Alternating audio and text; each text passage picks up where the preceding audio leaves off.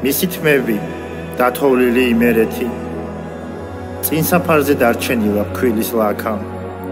მისი ხელით დაწურული ადესა და ბუხრის სუნი ჩემს ბავშვობას დაელაქა ჩემს ლოდინში დარჩენილი თვალი გზაზე ცხელ კეცებზე სველი ხელით ჭადის დააკვრა გატეხილი ღამეები ჩემთვის დარდზე ბაბუა კი თოვლის ფერკვამს ეცად გახვა როგორ მიყვარს ყველა დილა მისით სავსე საუზმე და ჩემს პერანგზე უთოს გასმა ღმერთო